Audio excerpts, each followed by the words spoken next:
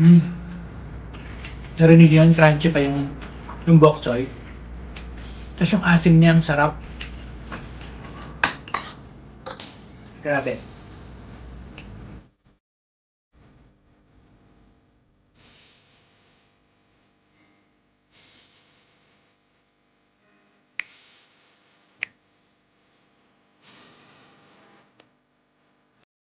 Oops! Ano nga sa'yo mga ka-kitchen? Welcome to Parts Kitchen TV. At ngayon, samahan niyo ako at ating lutuin ang napakasarap at napakasimpleng sinampalukang manok. Isa sa pride ng Bulacan. So ngayong gabi, samahan niyo ako at ipapakita ko sa inyo kung paano lutuin ito. Napakasimpleng recipe. Dahil pa winter na, napakasarap humigop ng mainit na sabaw. Halika, samahan niyo na ako at simulan na natin ang napakasimple at napakasarap na sinampalukang manok ng Ferd's Kitchen TV. Para sa mga recipe ng ating sinampalukang manok, kinakailangan natin ng 6 cloves of garlic, followed by, kung malaki yung ating sibuyas, siguro kalahati lang ang ilalagay natin or 3/4, depende sa inyo. So dito kasi sa Korea medyo malaki yung sibuyas, so ilalagay ako dito ng 3/4. And then, mas maraming kamatis, mas masarap. So ito, bagong pitas lang to, huling harvest namin ng kamatis, kaya ganyan, hindi pare-pareho yung kulay. So gumamit ako dito ng 5 pirasong kamatis na ganito yung laki. At syempre, ang isa sa nagpapalasa at nagpapasarap nitong sinampalukang manok, ang luya, ang napaka-healthy na luya. Kailangan natin ng, of course, ang bida sa recipe ito, ang chicken. Gumamit ako dito ng isang buong chicken. And then, kailangan natin ng cooking oil, followed by salt, and ang akin laging kasama sa recipe, ang patis. So dahil sinabi ko, 3/4 yung gagamitin ko, so bawas lang tayo ng konti. So ganito kalaki yung ilalagay ko. So itabi natin to. Pwede pa natin to magamit sa mga susunod na lulutuin natin.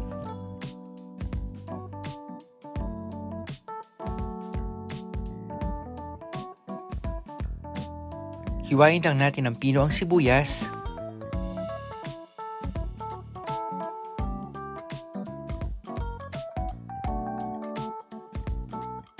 Followed by tomato, hiwain lang din natin ito ng pino para madaling maluto ang kamatis at humalo sa ating ginisa.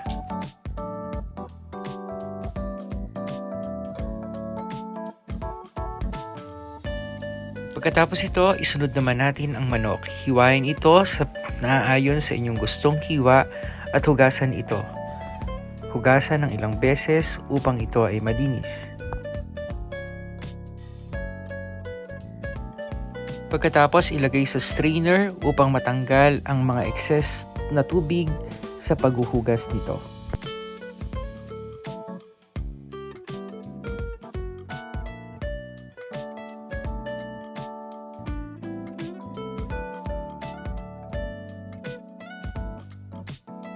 So ito yung mga kailangan natin sa sinampalukang manok. Isang buong manok, sinigang sa sampalok mix, original. Kailangan natin ng bawang, sibuyas, luya, kamatis, siling pangsigang, asin, patis, at ang ating cooking oil. So tara, simulan na natin. So ayan, buksan na natin ang apoy. Ayan. Lagyan natin ng ating cooking oil. You can use any kind of oil. Olive oil, mas healthy. Vegetable oil, corn oil, canola oil. Depende sa gusto nyo. So maglagay tayo. Konti lang kasi magmamantika pa yung manok natin. And then, after ng mantika, painitin natin siya. Ayan. So, isusunod naman natin dito ang ating luya. Ayan. Haluin natin.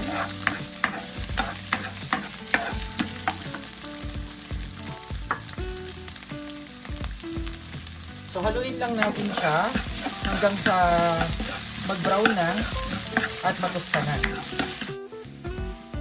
So ito, pag na-achieve na natin yung ganitong kulay ng luya, na mapula na siya at medyo tostado na, ilagay muna natin siya sa side. And then ilagay natin yung ating garlic. So, lagyan natin siya sa side, then lutuin natin itong ating bawang. So, yung garlic na to, mga 6 cloves of garlic to. So, 6 na pirasong garlic ha. Magkaiba yung piraso, magkaiba yung head. So, yung head, yun yung isang buo. Baka malito kayo ha. So, 6 na pirasong garlic. So, ayan, pustahin lang natin ang bango ng bawang. Lalo na humalo siya din sa oil ng luya. So, ayan. Kapag alam nyo medyo nag-golden brown na din yung ating bawang, pwede nang ihalo yung ating luya. And then, sunod natin yung ating sibuyas. So, ito. Isunod natin itong sibuyas.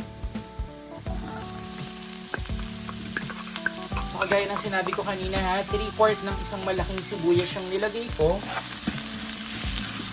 So, depende sa size ng sibuyas or kung gaano yung gusto nyong karami.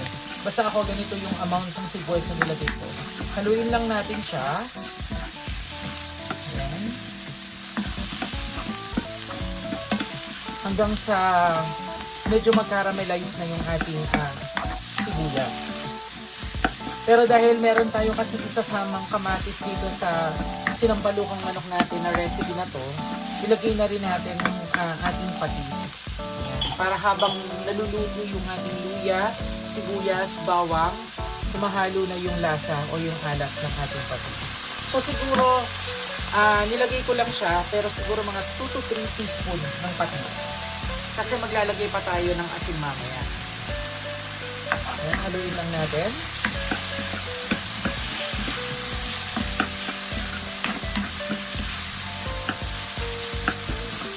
Then kung mapapansin nyo, yung gisa niya, ayan, hinahalo na natin, then ginigisa natin maigi para maluto yung ating mga iba't ibang pampalasa. Ilagay na rin natin yung ating kamatis. So ito, ilagay na natin yung ating kamatis. Ang kamatis, nagpapatanggal din yan ng lansa ng manok, nagpapasarap, nagbibigay ng linamnam. Lahat naman ng pagkain, lalo na pag sinugan ng kamatis, mas masarap. So ayan, haluin natin. Amoy na amoy ko yung bawang, luya, yung patis, nakakagutom yung amoy. So ayan. Kasi ako, pag nagigisa ako, gusto ko lutong-luto yung kamatis. So ang ginagawa ko, habang nakasalang siya, tatakpan natin. Tayin natin mga 5 to 8 minutes siguro. Kung maluluto na yung kamatis, papakita ko sa inyo mamaya. So after 5 minutes, i-check na natin yung ating ginigisa kung medyo naluluto na or luto na yung ating kamatis. Wow, ang bango. Grabe. So ako ginagawa ko, para mas mapabilis, ayan, dinidiinan ko ng sandok yung mga kamatis para madurog. Isa to sa masarap, lalo na sa pag magigisa ka, yung durog na durog yung kamatis, yung talagang palalabasin mo yung katas niya dito sa gisado natin. So yan, ganyan yung ginagawa ko, and then halo. Ayan. So kapag nakita nyo yung medyo durog na, tapos yung medyo natutusta na at luto na yung ating sibuyas, ilagay na natin dito yung ating chicken. So, ilalagay na natin yung ating manok. So, kagaya ng sinabi ko, nagtadtad ako ng isang buong manok. So, ilalagay natin siya. Ayan.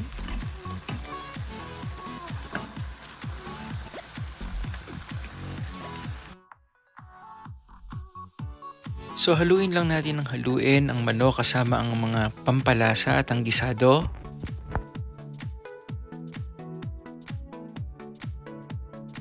Tayo at least 3 teaspoon ng salt. So mamaya na lang natin tignan kung kulang pa or kailangan pang dagdagan. So yan. Haluin natin. Kasi mas masarap habang ginigisa mo, maglagay ka na ng pampaalat para yung patis, yung salt, kumapit dun sa chicken. Para kapag hinihigop mo na yung sabaw at luto na yung meat, malalasahan mo na yung alat tsaka yung lasa ng ng nilagay mong pampalasa dun sa mismong meat. Kasi kapag huli mo nilagay yan or nakulangan ka, medyo matabang yung lasa ng karne. Pero wag naman sobra. Lahat ng sobra ay masama. So, after nito, pagkalagay natin itong chicken sa ating gisado, sasangkotsahin natin. Maglagay na tayo nitong ating sili. So, yan. Maglalagay muna ako ng 3 piraso kasi medyo maanghang to. Baka hindi ko kayanin yung anghang. So, para lang lumasa siya dito sa gisado natin. And then after nyan, takpan natin. At kapag lumabas na yung katas ng manok dito sa sangkotsa natin, haluin na lang natin ito. So balik tayo ulit after 5 minutes. So after 5 minutes, haluin ulit natin ang ating sinasangkotsyang manok. Wow! So haluin natin. Ang bango, grabe.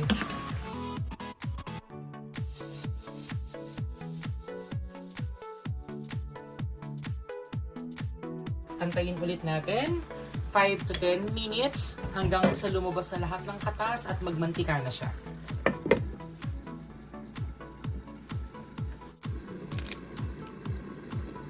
So this is it.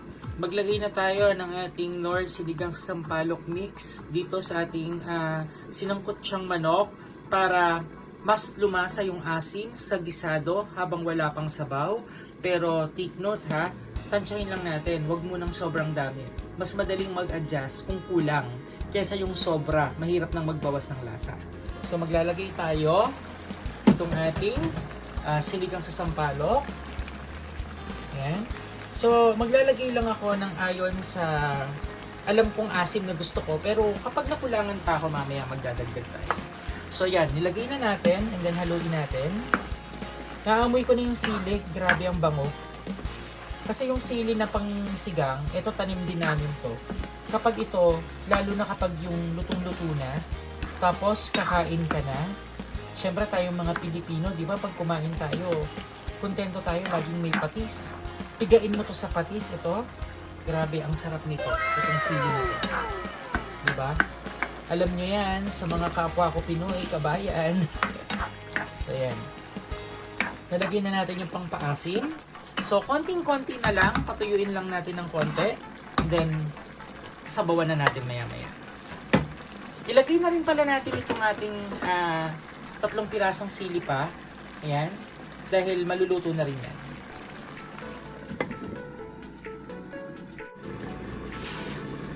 So, ayun. Check natin kung pwede na tayo maglagay ng sabaw. Grabe. Ayan na. Nakita nyo yung kulo? Medyo malapot na. Diba? Ito yung hinahanap natin na sangkotsa na sinasabi ko. Yung ganito, oh. Yan, yung malapot na yung katas na lumabas dun sa manok at saka yung iba't ibang pampalasa natin.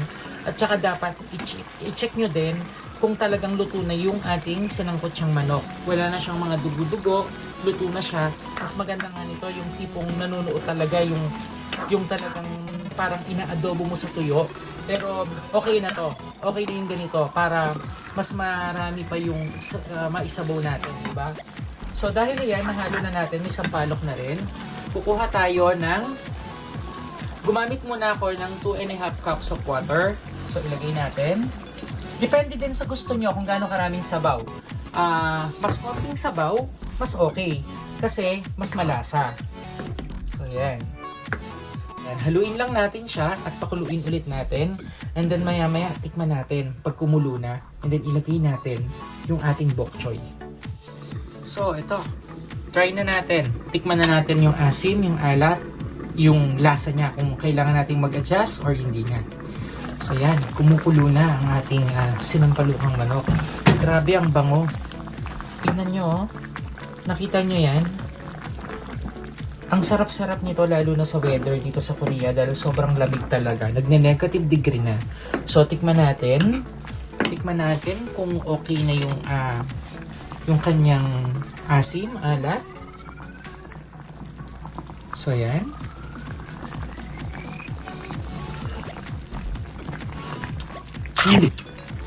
Grabe. Kumakagat yung asim niya, yung sakto lang. Yung alat okay na din. So yung mga nilagay ko kaninang pampalasa, sakto na ha, para sa akin. So dahil kumukulo na siya, ilagay na natin yung ating bok choy. At yung bok choy, hindi natin kailangan lutuin ng sobrang tagal. Yung tipong half cook lang, mas masarap. So ayan, ilagay natin ang ating bok choy. And then, takpan lang natin siya para maluto siya or ma-steam lang ng konti. So ayan. So check na natin yung gulay. Wow! So, eto. Okay na yung ganitong luto. Okay na yung ganitong pagkaluto ng gulay. So, haluin lang natin siya. Natikman na natin. Sakto na. So, this is the moment of truth. Tikman na natin at ilagay natin dito sa ating bowl ang ating sinampalukang manok at samahan niyo ako. Kumain tayo at tikman natin kung gaano kasarap tong hinanda kong ulam ngayong gabing to. So, patayin natin ang apoy at yan, maglalagay na tayo ng ating sinampalukang manok. So, wait lang guys, maghahain lang ako, kain na tayo mga ka-kitchen.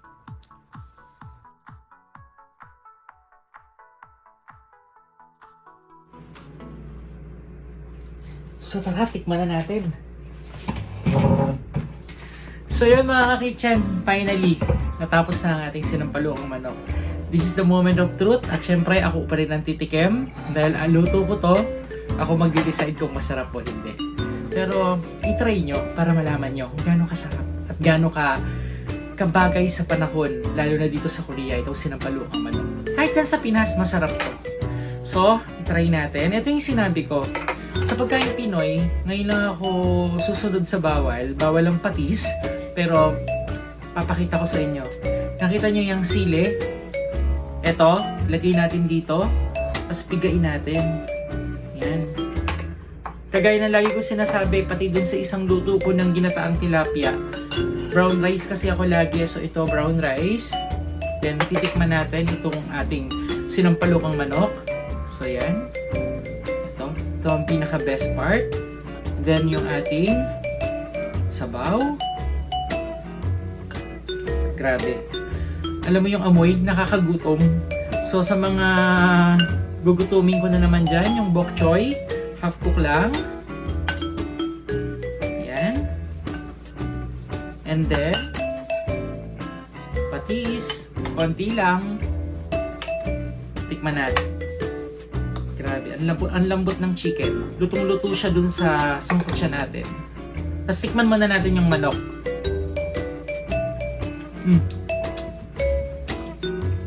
Lumasa yung gisado natin dun sa chicken. Timplado. So kahit wala yung sabaw, malalasaan mo. So itong gulay with rice. Narinig yun, crunchy pa yung bok choy. Tapos yung asim niya, ang sarap. Grabe. Gusto kong kumuha ng bukod na sabaw, hihigupin ko. Ang sarap eh. Higup ng sabaw sa ganitong panahon. So ayan. Alam nyo, napakasimple ng recipe. Sa mga pinakita ko sa inyo, kahit bukas kaya nyong lutuin to. Sa mga healthy living, food conscious, lalo na sa parts ng manok, sa cholesterol, you can use also the tenderloin part ng chicken, yung breast, or wings lang. Kayong bahala, walang problema doon. So, grabe. At saka, lalo na pag malamig ang panahon, tumatagal to. Kahit may matira kayo leftover, lagay yung sa rep, okay lang. Ito kasing sinampalukang manok na to, kaya siya masarap kasi naghahalo yung lasa ng luya, kamatis. Alam mo yung, di ba parang sa chicken, may chicken tinola. Ang pinagkaiba lang nito sa chicken tinola, ito may kamatis at saka meron siyang bok choy, di ba? Pero at saka yung sinigang mix, yung sampalok, pero yung tinola wala. Pero ito, masarap yung lasa niya kasi nagko-complement yung alat linamnam at saka yung asim nung sampalok. So, pangalawa pa lang to sa mga recipe na ibabahagi ko sa inyo. Grabe, nagutom ako. Sa susunod mga ka-kitchen, ituturo ko naman sa inyo yung minudo na parang pang piyesta. Yung lumalabas yung mantika na habang iniinit mo, ilang araw mas sumasarap. So ito yung minudong pang piyesta na walang hotdog, pero simpleng-simple yung recipe. So mga ka-kitchen, maraming salamat sa mga nagsusubscribe, sa mga nanonood, at sa mga comment na napakasarap basahin. At sa mga tao na nakaka-appreciate ng mga niluluto ko, maraming salamat sa inyo. Huwag niyong kalimutang i-like, mag-subscribe na rin kayo, at syempre i-share nyo yung mga recipe ng Pert's Kitchen TV. So yun lang, maraming salamat. Anyong sarap dito sa South Korea, ang Pert's Kitchen TV. Bye-bye!